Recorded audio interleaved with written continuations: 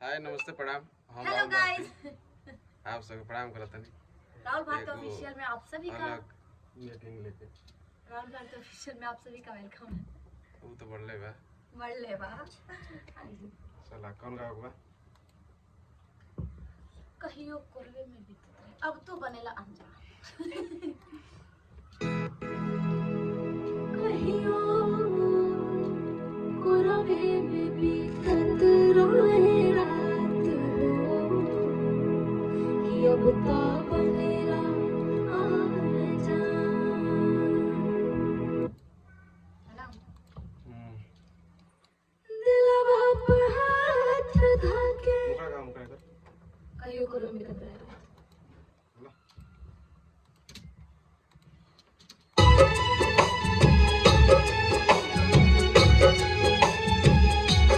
कहियो कोरवे में बीतत।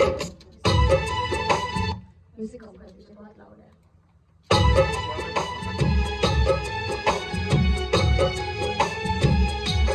कहियो कोरवे में बीतत रहे रात हो और चाँद जब से ढाइला तो सारा के साथ हो अब तो बनेला अनजान। कहियो कोरवे में बीतत रहे रात हो अब तो बनेला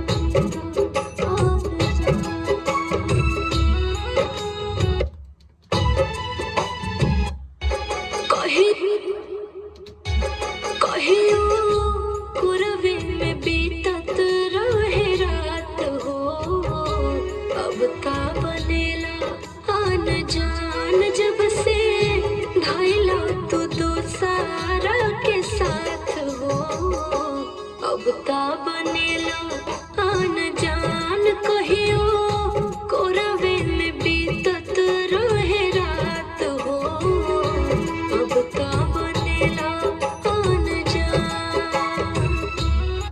ये गाना अपोजिट मैंने गा दिया, फीमेल वर्जन है ना। जितनी लड़कियां हैं देखती हैं मुझे इंस्टाग्राम पे और यूट्यूब पे भी, खास करके उन लोगों के लिए है ये, जिनको डेडिकेट करना हो कर सकते हैं, है ना। अंतरा होता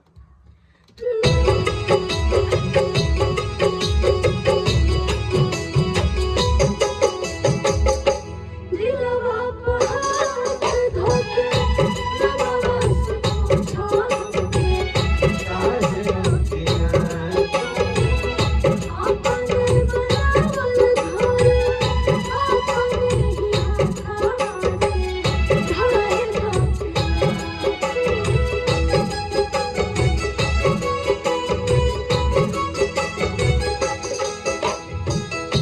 दिलवा पे हाथ धोके नमवा से पूछो हमके चाहेला कि ना तू अपने बनावल घर अपने ही हाथा से ढाएला कि ना तू नैया के मीठी ना निशान। कहियो कोरवे में बीतत रहे रात हो अब तो बनेला अनजान। जब से ढाइला तो सारा के साथ हो अब तो बनेला अनजान। मैं बिना म्यूजिक का गाऊंगी। दिलवा पे हाथ धाके मनवा से पूछा हमके चाहेला कि ना तू अपने बनावल घर अपने ही हाथावा से ढाहेला कि ना तू नैया के मिट्टी ना निशान। कहियो कोरवे में बीतत रहे रात हो बुता बनेला अनजान। बहुत प्यारा लगेगा इस दिल में, ऐसा ना मेरे छेड़ता है। सही गाइस, बहुत अच्छा गाना है। प्लीज गलत मत लीजिए ना, वो लोग भी कमेंट करने लगेंगे फिर, ऐसे मैं अश्लीलता में नहीं रहती हूँ। एक ही गाना गाई थी बाप की कमाई, जिससे गाली भी मिला और प्यार भी मिला, लेकिन मैं खुश हूँ। आई डोंट केयर, मुझे किसी से फर्क भी नहीं पड़ता। जो लोग गाल देते हैं वैसे होंगे क्या जी, उनको फर्क पड़ता है।